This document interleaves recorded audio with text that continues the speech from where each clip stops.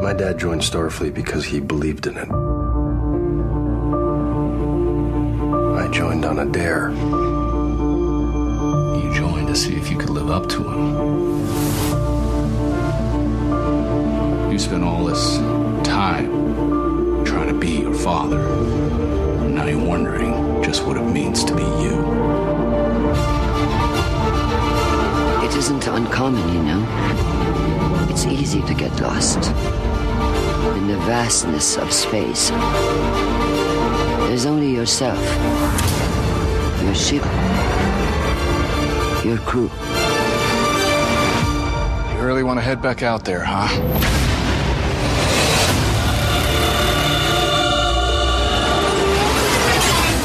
What the hell is this? They're boarding us. Abandon ship. God.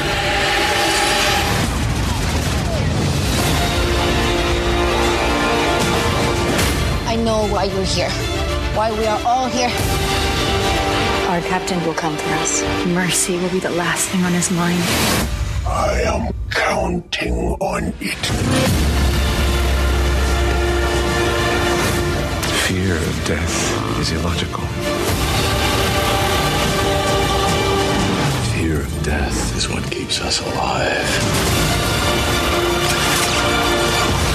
Everyone who goes there, he kills. That's our friends out there. We can't just leave them behind. Unity is not your strength. It's a weakness. I think you're underestimating humanity. Hold on to something! Fire at will! Do it! Do it!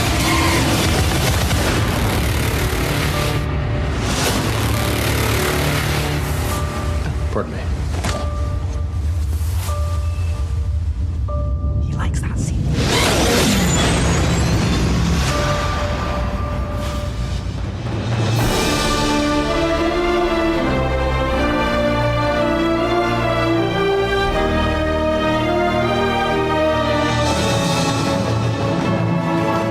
Everybody, and welcome once again to GeekFest Rants. My name is Carlos Perron, and I have James. Say hello, James. Hello, hello.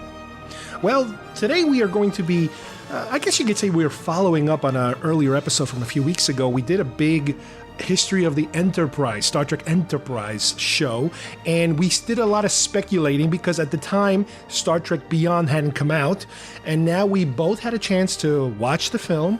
You know, we both had our own reactions to it, and we were doing a lot of speculation on not only what the film would involve, but especially what the Enterprise situation would be. You know, we were going off on the trailer, and looks like it's gonna blow up. It looks like we might get a new one. You know, we knew we were losing an Enterprise.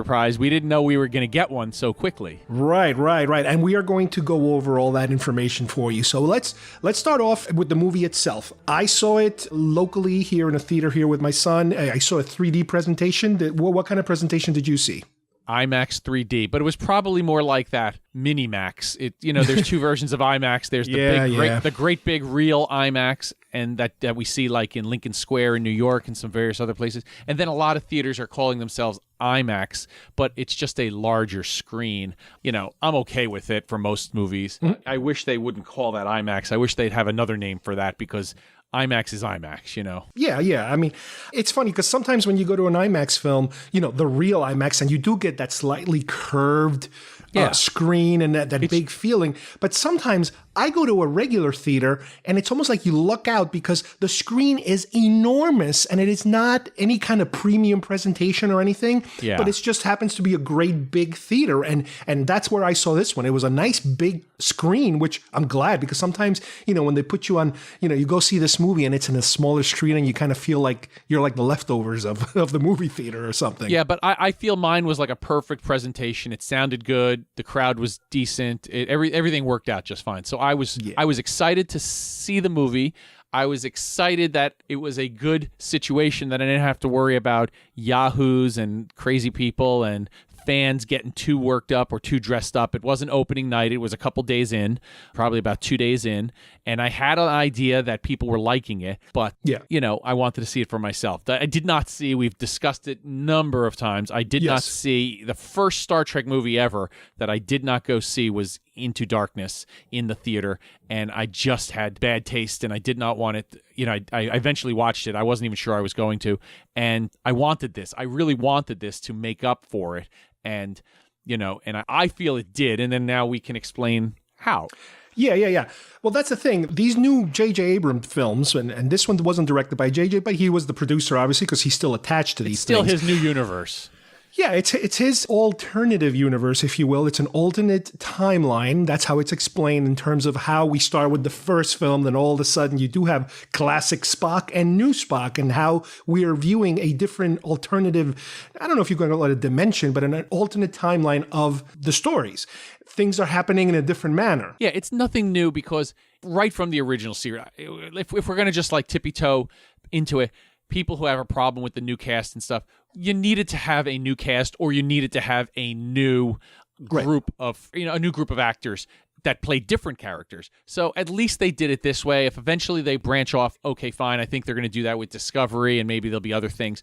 But as far back as the Mirror Universe, we saw other dimensions or other alternate realities. It's nothing new. It's science fiction, after all. It's acceptable in science fiction. We saw that in the original series, the animated series, the Next Generation.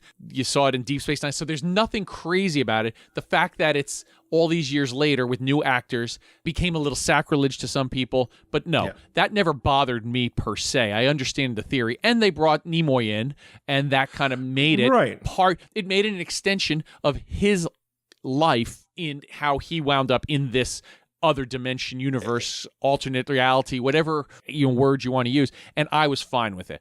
But like I said, once we got to Into Darkness, it felt to me a money grab, taking the Wrath of Khan, which did not need to be redone, and turning it into some kind of weird version of the Wrath of Khan, and that was where my beef was. Yeah, with the original film, like you said, by adding Nimoy, Spock's Nimoy, it's a way of bridging these two storylines, if you will. And obviously they wrote it in a way that is a scientifically or a science fiction way of justifying why you have a new crew and a new cast. You could have they could have just rebooted it and said, hey, these are the characters, deal with it, but they tried to write it into the story of why all of a sudden these people are acting and doing different things, which is fine, no big deal. The first film, like you mentioned, people had a very positive reaction. Most people had a very positive reaction. There weren't too many complaints about, oh, well, this would never happen or that would never happen. Other than, I remember some people didn't like the fact that the Enterprise was being built on the ground, on Earth. Oh, who cares? Who cares? But that was the thing. Well, in the second film, there was, like you said, a similar gripe for some people was that by touching or by trying to recreate the Khan storyline, they went in a completely different direction that turned a lot of people off. And no, I'll tell you what turned me off, lying to me and saying it's not the Wrath of Khan. It's not Khan. It's a different guy. He's John Harrison. No. And it is Khan. I mean, there's no getting around it. A complete bullshit lie. So anyway. Oh, no, yeah. I mean, it is. I mean, if you watch the film, it is. That's who it is. But yeah, they did try to keep it under wraps. I don't know how they could have kept it quiet. It's impossible to keep it quiet because he's the main bad guy. Unless at the last 2 seconds of the film, it's like, oh, by the way, my name is, who knows? But anyway, this kind of left a lot of, not all of them. I mean, I didn't have that bad of a reaction. I actually liked it. But I know that a lot of Trekkies really got super turned off by the fact that they are doing it in this manner, for the second film. I'll be honest with the audience and you. I've kind of relaxed about it. I'm still going to say, of all of them, that was the most insulting. And I mean, I liked Star Trek V better. I like Nemesis better. We've discussed all that. Just the fact that they felt the need to do it, lie to me. Even Carl Urban said when in an interview once, of course it's Khan. And then it's like, they shut him up. No, that bugs me. Be honest. I mean, if there's a secret, it's a secret. But don't tell me, oh, no, that's Joe Blow. And then Darth Vader shows up. And no, Darth Vader's not in our movie. No, that's Joe Black. Yeah, Joe Black is in the movie. No, it's bullshit. So anyway, let's get on to the real meat and potatoes of this movie. Well, yeah. So now with the third film now, you could almost feel that while they're trying to continue with Star Trek stories, they're also trying to correct themselves in terms of whatever people were complaining about the previous time. I kind of see it as a corrective move in terms of, okay, let's not hit a bad guy that's a classic bad guy. Let's create a new one so there's no complaints of that.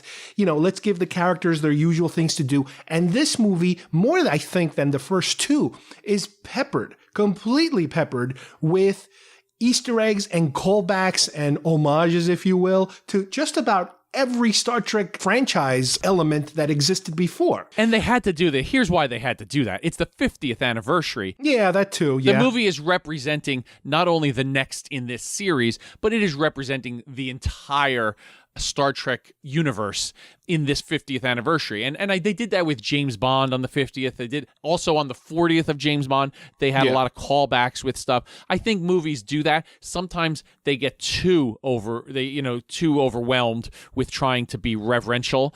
I think this one did it well. How do you feel? Oh, no, I think they did it great. I think they did everything they were trying to accomplish. In other words, I don't think they were trying to redefine the genre. I don't think this is supposed to be the most fantastic ever groundbreaking Trek film in the world. No, this to me was a very good film.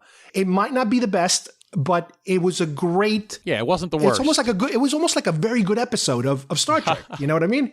Yeah. And like I mentioned before, biggest differences in this film, one of them, number one, no JJ directing, which means they handed off this time around to Justin Lin, who you're very familiar with because where's he from? Fast and Furious. That's right. One of your favorite franchises. That's right. He made the best movies. I guess he did, 4, 5, 6? Let's see. I have it right here. He did Tokyo Drift. He did Fast and Furious, Fast 5, and Fast and Furious 6. Yeah. So he's got a number of them under his belt. Those are the best ones, and good for him, and I was glad to hear that. Didn't you also have a feeling after Into Darkness, it made some money, but it also, did you feel that maybe they were going to struggle and they were in trouble? Or did you know that it would probably be okay? I think based not so much on the money issue, I think it was more on the fan issue, because there was that split, where people said yes and people said no. That's what I was afraid of. I think money-wise, they were fine. I don't think they could replicate the success of the first one. That's for sure. Yeah. Now, the other thing is that this film, one of the writers is Simon Pegg, who is Scotty in this particular franchise. And he's a huge fan. He's a huge sci-fi fan. He's a Star Trek fan. He's a Doctor Who fan. Like he's a guy as a fan of movies that you want in movies and making and writing movies, because he knows what we like and he knows what he wants to see. Yeah. And it's generally good for us. Right. I personally have a love-hate relationship with Simon Pegg because, like you said, he is a major nerd geek, fanboy. But at the same time, I know he loves Star Wars, but he hates the prequels, and he's very vocal at times about how much he hates the prequels. Yeah, well, everybody has an opinion. Yeah, but it's kind of like, you know what? You're lucky enough to work for both of these franchises. Don't dump on one of them so much, Just be respectful at least. But, that's my particular pet peeve. I don't think it's yours. Yeah, but I'm okay. I have my beefs with the prequels too, but if he doesn't like him, he doesn't like him. Right. And like I said, because he's a big fanboy and, he is a comedian, he's a comic actor, I guess he does have he's skillful at writing.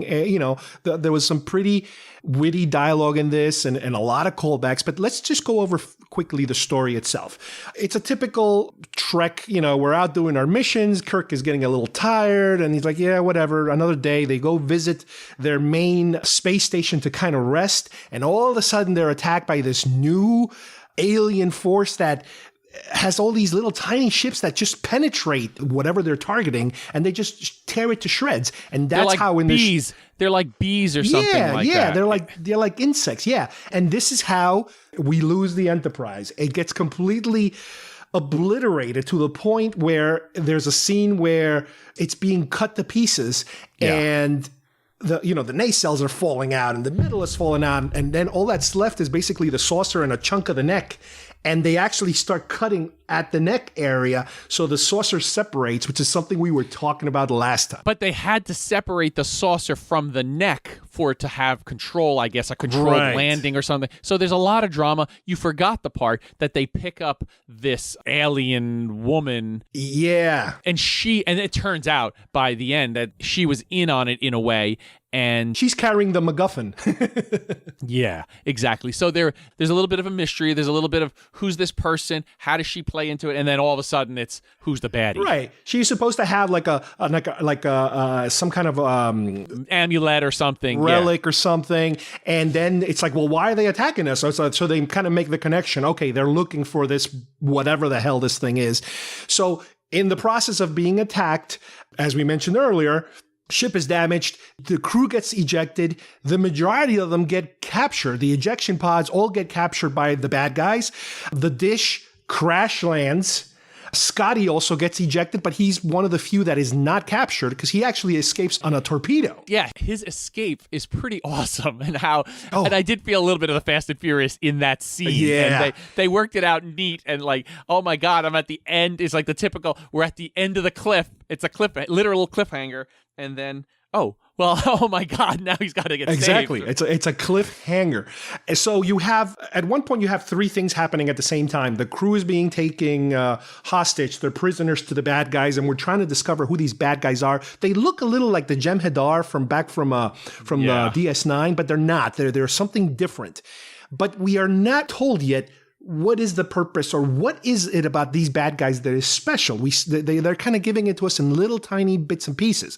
Kirk, he's also got away, with Chekhov because they were able to crash the ship. And in hindsight, the fact, I don't think we're spoiling anything here, but we've lost, the actor who played Chekhov.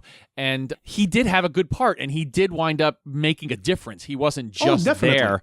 And that's great for fans of his and, Anton Yelchin. Yep. So good for him, because I know it has been a bone of contention over the years by some of the Star Trek actors that are in the, the secondary. Yeah, that they get written out of important parts. They complain, like I know Takei is constantly upset that, William Shatner did not talk to us as much. Well, he's the star, and you are a family on screen, but it is, come on already. You understand when you're a backup actor or you're a star, a leading man, sometimes it's not going to all be parsed out very equal. Yeah, and they all make a point, at least with these films, to kind of focus on some of the characters, give them their time. In the previous film, Uhura had a lot more on-air time with Spock because of their relationship. On this one, she's not as prominent as some of the other characters, but it's kind of like they're all taking their turn. So you have, like I said, Kirk at a certain point, he's able to hook up with Scotty, and they're kind of with this alien girl also, who's kind of helping them rescue,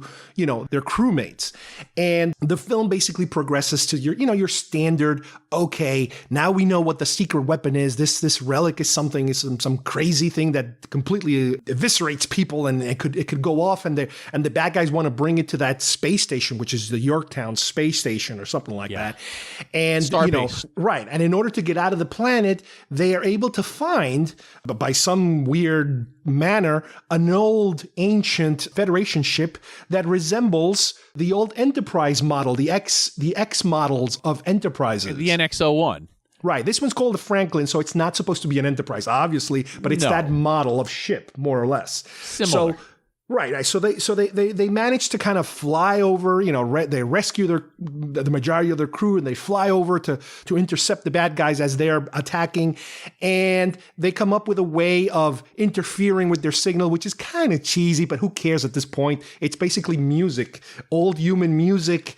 Interferes with the way that these B type of spaceships communicate with each other, and they're all able to crash them and this and that and the other. So you end up with a typical, which is acceptable in this case, Kirk versus the bad guy fist fight in space, not in space, but in a sub-atmosphere of the space station where they're fighting and they're losing gravity, so they're fighting upside down, and I really enjoy that whole fight sequence.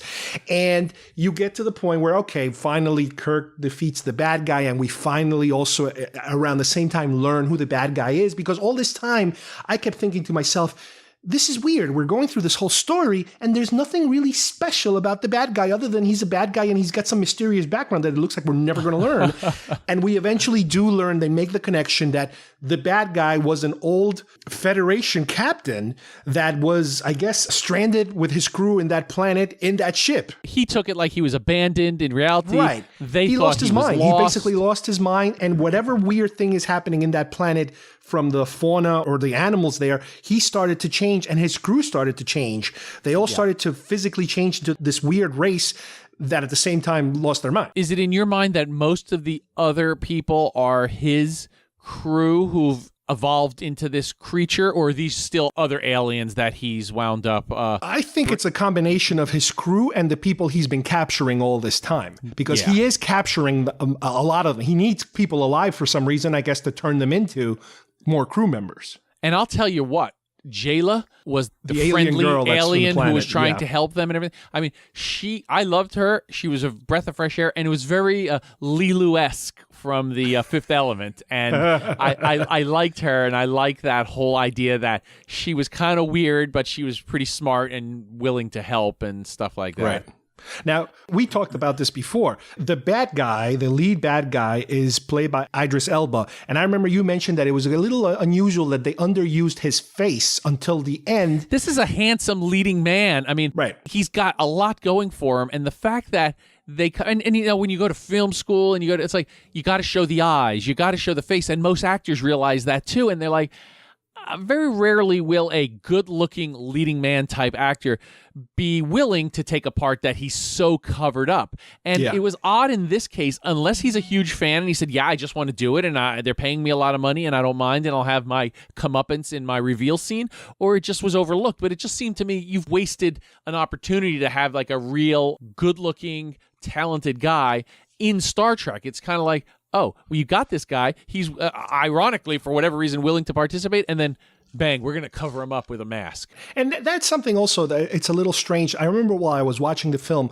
one of the complaints I was having the trouble was that, first of all, I found it dark, that there was a lot of fighting in very dark environment. I'm not talking about thematically dark. I'm talking I know about what you mean. Visually dark. I wish some of those fights were a little better lit because I wanted to see the fighting. And I guess they did it so they could hide some of their, I guess, sets or this or that or the other. Yeah. And like you said before, it's also the style of the Fast and the Furious where the editing is very fast. The fight sequences are very physical, very energetic. And I was like, yeah, I can't really see who's shooting. Are they running away? Are they coming forward? After the ship, after the saucer crash landed, that was one thing. And the other thing was like, up until 3/4 of the film, I'm like, they're never going to tell us who this bad guy is. They're never going to give us any backstory. And I was like, wow, they're taking their sweet time. I mean, I knew who the bad guy was being played by, and I kept thinking to myself, but what's the point? Yeah, there had to be some revelation. Otherwise, it's just some generic bad guy that we stumbled upon. You can't hire him just to bury him in makeup for the entire film. So. But I understand that was the twist. I guess that was the twist ending. Not a twist ending, but the surprise ending of, oh, wow, the bad guy was really one of our guys and we didn't know it was one of our guys. So that was interesting. I mean, that was okay. It wasn't a big deal. Now, let me go over some of the Easter eggs that this film is full of. And I got most of these from the internet because I probably missed half of these, but I did catch a lot of them as I'm watching the movie. I kept elbowing my son. I'm like, Kyle, they're talking about this or they're talking about that. He has no clue what I'm talking about. So first off the bat, the film stars, when they're talking about what star date it is day 966. Day 966 refers to September of 66, exactly. The premiere. The actual premiere of the show. That's right. Which was when they aired The Man Trap, the original first episode. Well, let's be sure so we don't get letters. It was the first episode that aired. There was a pilot, and and some of the things were shot out of order and things like that. I don't want people nitpicking. We know there's other stuff. It was the first episode that aired on NBC to launch what we know as Star Trek. Right. And this is they specifically picked that date, that number because of that date. So it's nothing that we're as we're not assuming anything. That's the date they wanted to portray. I'm just teasing. They have a scene where Chekhov is like bragging to this alien girl. Oh, whiskey, was created by Russians. So it's kind of good that it's the usual. I think he said Scotch. I think he actually said Scotch was created by Russians. Yeah, like he's bragging about stuff he has no clue about, which he used to. The classic Chekhov would do that all the time. He would always credit everything to Russia. Between him and Scotty, they were saying, "Oh, this came from here," whatever, blah blah blah. Yeah, it was good. There's apparently a scene that I missed where I think Spock was in Spock's room, or he was looking over his belongings, and on the wall, I believe they have that same. Remember the refracted mirror from the motion picture where he's meditating? I love that. I'm always looking for that mirror somewhere. I actually saw it in a restaurant a long time ago. I wanted to offer money for it. I'm like, I want that mirror. It's got the little lights, and it looks like infinity when you look at it. Yes. Yeah. Apparently, it showed up in this. It showed up in a couple of the original Crew movies. Yep. Yeah, that was a cool little nod. Kirk, at one point, when I think he's with Scotty or with Bones, it might have been with Bones, he makes a toast to absent friends, which is a very classical toast that we've seen before in I think Star Trek 3 when they're talking about Spock being dead and they're all there. Yeah. Right. So they're like I said, it's a nod to previous stuff. At one point, Kirk makes a little mention that everything is feeling very episodic. Again, that's a nod to the TV show. The fact that it's episodes, so he's kind of like winking at you in a way. The Starbase Yorktown, the big space station that we talked about, the name Yorktown apparently it's a nod to the original name of what the Enterprise might have been named before Enterprise. So apparently Roddenberry had Yorktown. Yeah, Gene Roddenberry said, what's the name of the ship? Oh, we'll call it the Yorktown. It seems like a very, well-known name, historic name, and it eventually evolved into the Enterprise. Right, exactly. We mentioned earlier the USS Franklin is a type of NX, well, the actual designation is NX-326, which is the Enterprise model of ship that we used to have on the Enterprise show. And the specific number, 326, is Leonard Nimoy's birthday, March 26. So that's another little hidden thing for you. Captain Edison, who was the bad guy's name before he became that creature, when they're watching those videos of what happened to him, they mentioned the fact that he was part of the Mako crew and he fought the Xindi. And that is something from Enterprise where you had the Mako squadron, which was this elite, almost like a SWAT team of secret soldiers from the Mako. They were kind of like the Marines in a way, or the secure, higher end, special forces. Special forces, exactly, like Green Berets or something. Yeah. The other thing that you get to see when you watch this footage of their old crew is that a lot of their uniforms look very similar to the Enterprise uniforms, and they did that on purpose, apparently, because it's supposed to be a ship from that era, so the uniforms have to kind of match what we've already seen on TV. And at a certain point, I think either Scotty or somebody mentions when they're revving up to have the ship fly and to try to defend themselves against the bad guys, they talk about polarizing the hull, which we talked about it last time. It didn't have shields, so they have to polarize the hull. And instead of regular phasers, they have to get their phase cannons. So that, again, they have to use that old terminology because the ship is older, old technology. The other thing that they kind of make a correction here is that when we do see the new Enterprise, which we are going to talk about it in a little bit, we see it being built in space. So that's kind of like course correcting one of the old complaints that people had. When they built the Enterprise A. When they build the Enterprise A, it's in space dock, and that's where they're putting it together. And I like the style of, again, I think most people who are listening to this podcast have probably seen the movie, so they understand. They show it in a time lapse, very quickly being, and obviously it probably took a year or two, but it's shown to us very quickly. Yes. It's not like it just appears, and it's not like it just shows up, in the next movie.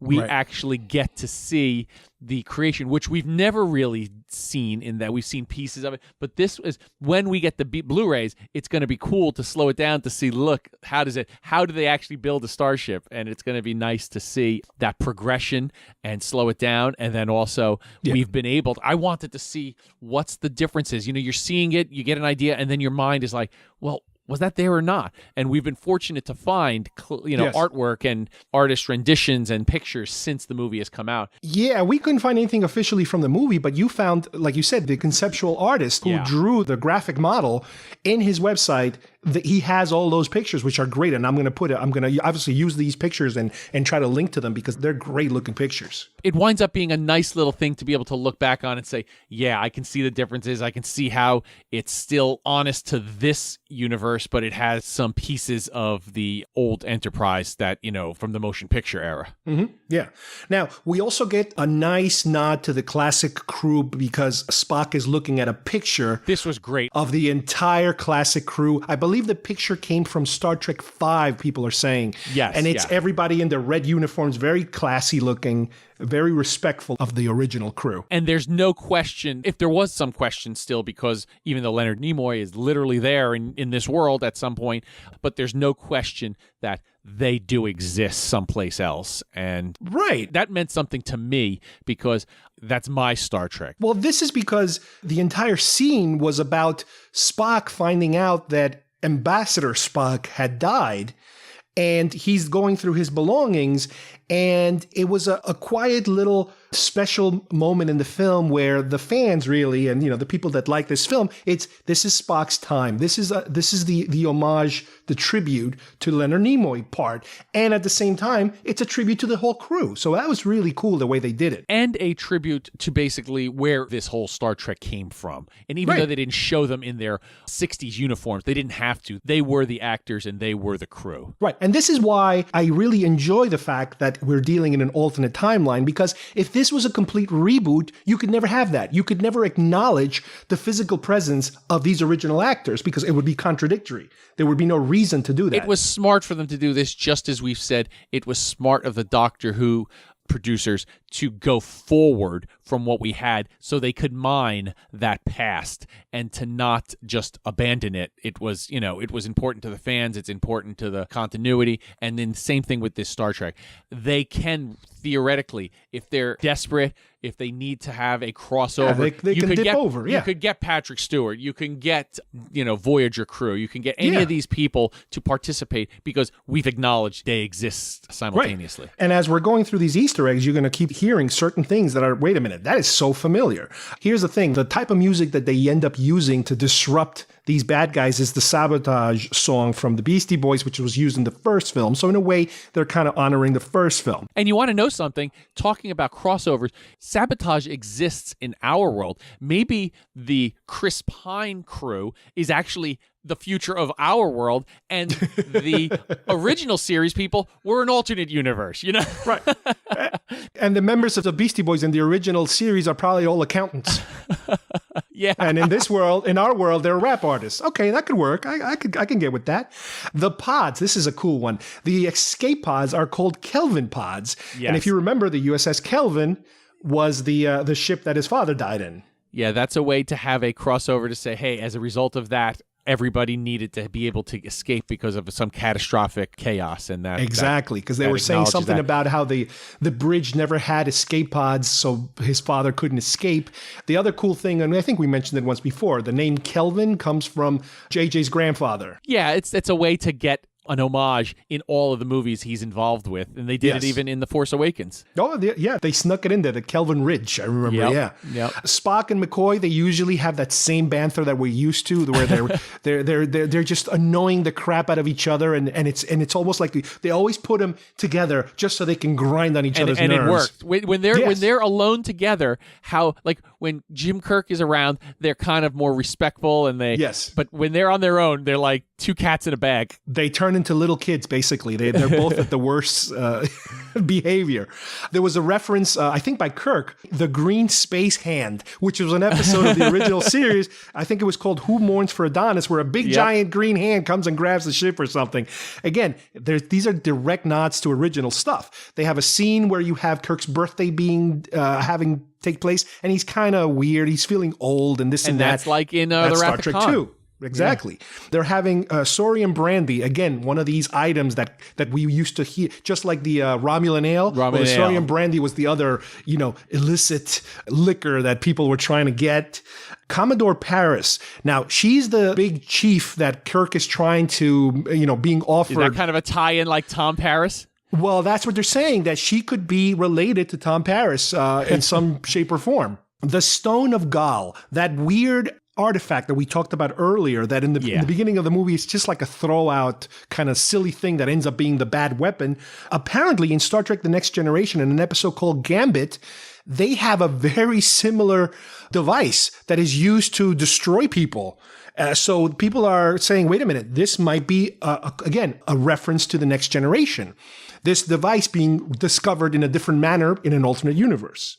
Yep. Kirk being offered the possibility of being vice admiral, and he doesn't do it in this which is what timeline. The original, what the Shatner Kirk made that mistake, and it's exactly what he it's exactly what he did, and he was regretting it for most of the film because he wanted to be out there, in space. And as we said before, the Enterprise A. As soon as I saw the Enterprise A, all my bells went off, and I'm like, James has to see this because just for this, even if he hates this movie, he has to see this film because of this ship and how, to me at least, it is a cool looking ship, and it is so, to me, honoring the motion picture. I kept saying to you, all the blue I see in there is so cool looking. And they didn't make the mistake of the original series. And I say a mistake. It's not really a mistake. I love the refit, what's called the refit Enterprise or the Enterprise A eventually. I love that design. That to me is the Enterprise. Everything else is, even the original series, I understand. It's just not what I had hoped. But in this series, they didn't make that mistake, and they allowed for a new design to be called the A. And that is pretty cool. And I like new ships. I like when I get to see stuff. And in this case, it's a winner. It's kind of like, for these new films, the first Enterprise, it's almost like a hot rod. It's a very slick, hot roddy looking ship. This second one, to me, is more like a luxury car. It's a little more serious. It's a little more adult. Yeah. Adult. It's not as flashy as the first one. Another quick little thing that you might have missed, when they're in the Yorktown station, as they're like boarding and unboarding, yes, you hear in the background, you can hear the USS Stargazer docking or unloading, and that's Picard's old ship. So it's like, wow, here we go again. The connections are weaving in and out of all these different parts of the franchise. So that was kind of cool. I didn't even hear that. I had to. I read it afterwards. I'm like, oh man, I can't believe I missed that. The other one I want to mention, because we talked about the USS Franklin before. The reason why it's called the USS Franklin is because of the director. His last name is Lin, Justin Lin. His father's name is Frank Lin. So there you have Franklin. That's how you get Franklin.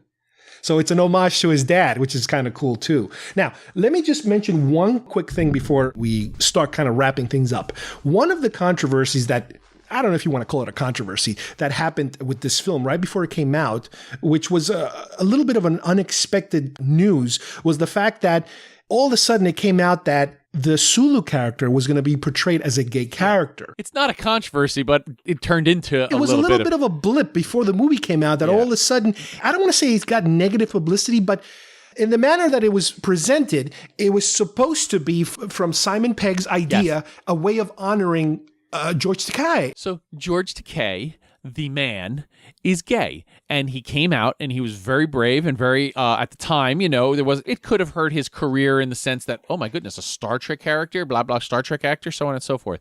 Well, anyway, Simon Pegg says, I think this would be nice to honor him, and Sulu's going to have a companion in the movie. We'll assume they're married, and they'll have a child. So in the original series, there was Demora, which you saw in Star Trek Generations, and Kirk made the comment, oh, when did Sulu have time to have a child? But it almost was a goof at the time because everybody at that point knew that George Takei was gay. So it might have been like a little tease.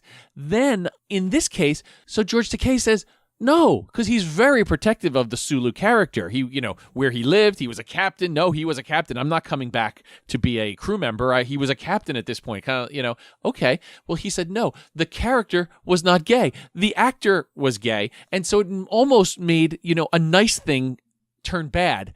It kind of worked its way, and he explained himself, and they explained what they were trying to do, and everything was hunky-dory. But for a couple of minutes, it was like, oh, man, you're trying to honor the man and have the character, it felt like it was backfiring for some reason. And they were just trying to say, look, we can have diversity. And it's Star Trek. You didn't see a lot of gay characters throughout the whole series. There was allusions to different, sexes and things like that. But it's like, okay, yeah, we're comfortable enough that we can make one of our main characters, gay. At this point in the universe, it doesn't matter. And he has a guy, and they have a kid, and it's all wonderful. I imagine, and I don't know this for a fact, that George's point was probably that he didn't want it to feel like an afterthought. In other words, we built this entire world, and oh, by the way, throw him a bone here. This character is gay. Let's move on with the story. He, I think, felt he would have preferred to have a fresh new character that's important that happened to be gay instead of kind of giving it to a character that already existed. But it's okay. That's okay. He doesn't have to be. He doesn't have to be gay because his character, George Takei Sulu,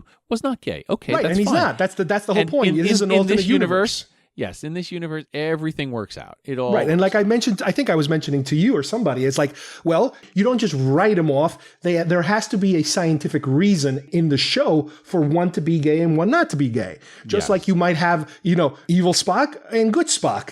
It's this alternate timeline thing where one person does one thing and one person does another thing. It's just the luck of the draw. Whatever it happens to be. Now, people, I think we're also a little scared of, wait a minute, what are they going to have him do? Is he going to do something really stupid and embarrassing and stereotypically gay, or is he going to be like running around, in shorts or something? Nope, they were normal. It was a perfectly respectful scene. He gets off the ship. He's greeted by a little girl, that's his daughter apparently, and a guy who I believe the guy was also an actor. He's not an actor, but he was a production person. He has to do, I think he might have been one of the producers or something.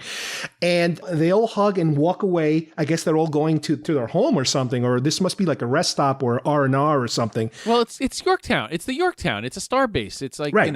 So it wasn't like gratuitous or anything like that. No, it all worked out perfect. Right. So I personally feel overall this was great. Like I said before, this is probably not going to be the best of all of them, but this was a perfect, entertaining way of keeping us aware that Star Trek is still alive and it's still kicking and it's still functional. And yeah, I want to see more of this. I almost hope they can continue in this vein.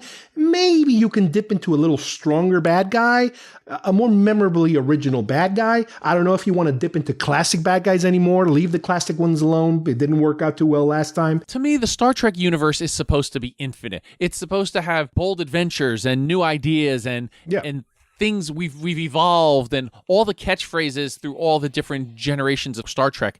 And that's why I think it bugged me so much needing to go to Wrath of Khan. You have this whole new world. You can do anything you want. You have these young actors. You can do things that they only thought of. Maybe go back to the source material and things that they couldn't do back in the day because of budgets or people wouldn't accept them or things like that. So that's why I think going back to Wrath of Khan was a bit of a cheat, a bit of a money grab, because they needed something that was familiar. But the reality was it insulted the original fans and it didn't win over any new fans. So this movie, unfortunately, Beyond was better, but it's not making a ton of money.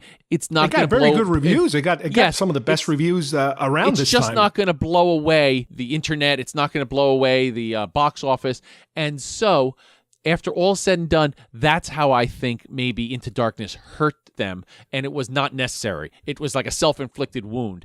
And so, going forward, you can have homages to things if you feel like it, and if you need to bring an actor or a cast member, or either as the character they played or as a bit of a gimmick by saying, so-and-so, Jonathan Frakes is playing whoever because he was in it, or, Michael Dorn is playing somebody because he was in it. That's fine. They don't have to keep going back to the original well, though, and saying, oh, well, we have to do this. Just let's keep it new. Let's have some new, bold ideas. Let's have new people come up. There's so many stories. There's, steal from the books, steal from the comics, but don't steal from your original, ideas. Well, if you bury them under a lot of makeup, yeah, you could bring just about every actor that's participated in the past.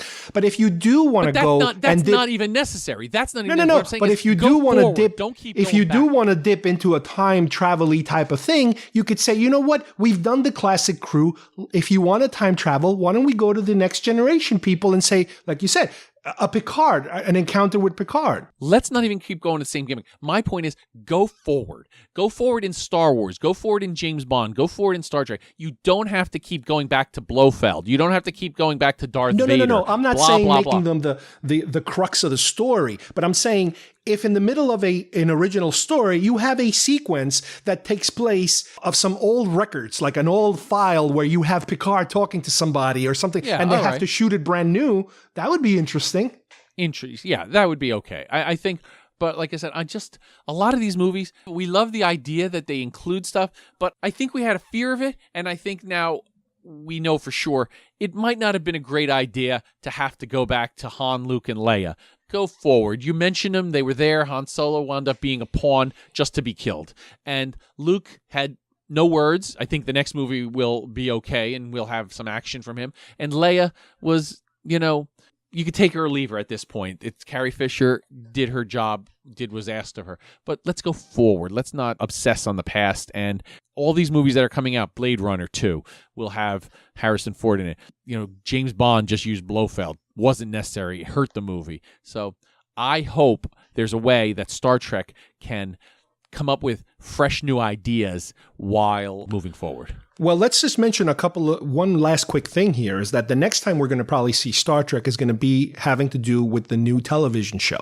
Now, I mentioned in the past episodes we did get at San Diego Comic-Con a teaser. I don't want to call it a trailer, more like a teaser. And the teaser was basically the name of the show, Star Trek Discovery, and Discovery is the name of the ship, which we talked about how to me, it resembles the Macquarie concept of Star Trek Enterprise, the Enterprise itself. It's as far back, like we've talked about, I saw it in Starlog as far back as the late 70s. And there it is. Very thick triangular nacelle They made some adjustments, but if it turns out that ship is the ship that's the hero ship in the movie, I think that's fantastic that they were able to go that. And it gives Ralph McQuarrie his artwork, another series in which to live. And the other thing that we know for sure is that it takes place in the Prime universe. And by Prime meaning it's the original Star Trek. There could be more elements of what we love. This does not take place in J.J. Abrams' timeline. This is the original timeline, the next gen timeline, the original time, all that timeline. The other thing they mentioned was that we're going to have a lead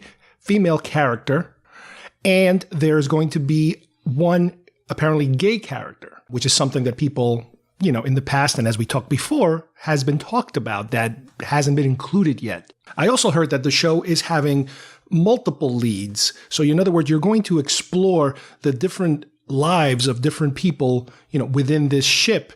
They made a reference to the old Star Trek Next Generation episode, Lower Decks, which is one of my favorite episodes from Next Gen that dealt with the different Federation ensigns and different people that work in different areas and how they all kind of come together to go on a mission, which is kind of cool. And that's what we know so far. Again, the thing that I'm concerned about the most is the fact that it's going to be on CBS, the streamable service, which is the pay. No. Now, here's how that's all shaking out. It's going to premiere on real CBS. Oh, yeah. And it's also going to have a home on Netflix. It's going to be part of what I heard is that it's going to be Netflix International, but national is going to be the pay service they're trying to launch. I'm not joining any new group or any new thing like that. No, me neither. So no. I have a feeling that sounds good right now, but when they realize people are not signing up, it's like then things might change slightly. So we'll see. Maybe I'm mistaken. But I'm going to see this one way or the other. I'm guaranteeing you I'm not joining anything new, and there will be other ways for us to find it. Remember how we used to find Battlestar Galactica? Oh, no, yeah. I'm telling you, I don't mind. If I have to wait for this thing to come out on DVD 6 months or 9 months later, I'm fine with that. I don't care. As long as I finally get my hands on it. But I'm not paying, like you said, I'm not paying for yet another service just so I can watch this show. Those days are gone because stuff appears so easily in other places nowadays I'm just not going to play that. It's enough that I'm paying Sirius 3 days worth of Howard Stern. I don't think I'm going to get involved. But like I said, this will be the next injection of Star Trek that we're going to get. And I guess, for the 50th anniversary, this was pretty good. We got a new movie. We got a new TV show in the works. And the last thing, I keep saying the last thing. The last thing I want to mention is the fact that you sent me that picture of the Hallmark, the special Hallmark ornament, that the 50th anniversary one is the gold one, which is it the classic? It's the Enterprise that's represented in the gold one is the original cage version of the Enterprise with the bigger dome top. and the points on the nacelles. Yes. And then apparently which is Hallmark has been doing this a lot when sometimes they have alternate either uniforms on some of the athlete Hallmark ornaments or some of the ships have different, like X-Wing or something. I bet you there's going to be a blue X-Wing or different version. Well, there is a properly painted version of this same ship,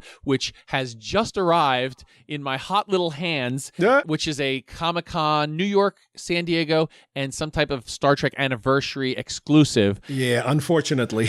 And I have it now, and my brother has every ornament from 1991 when this series started, which was the original, a version of the original Enterprise. And this isn't the $30 one we can buy at the store. No, it may be $30 at the Comic-Con counter, but I paid closer to $100. And it's great, and I'm glad I grabbed it, and it might go up, it might go down, but I figured, let me just grab it, no fuss. If it goes down, well, then I'll get one for you. Well, and somewhere we heard that maybe for next year, they're going to do the Franklin.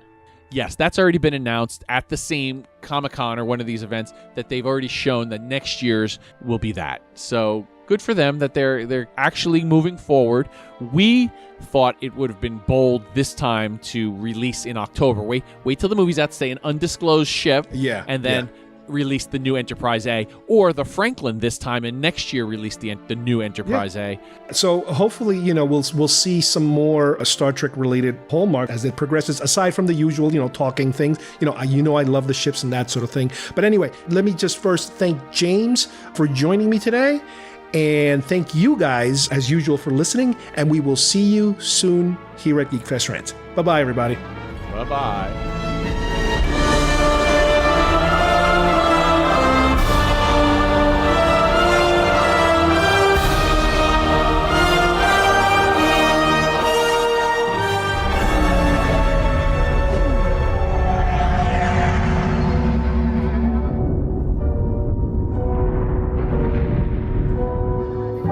Ultimate. Class M planet. Massive subterranean development, but limited to no life forms on the surface. Proximity alert, sir. We have an unknown ship heading right for us. Lieutenant Uhura hailed them? Yes, Captain.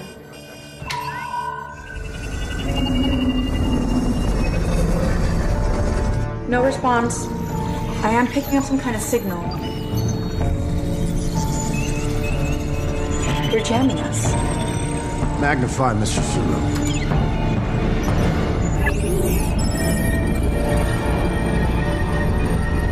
What is this? Shields up! Right away!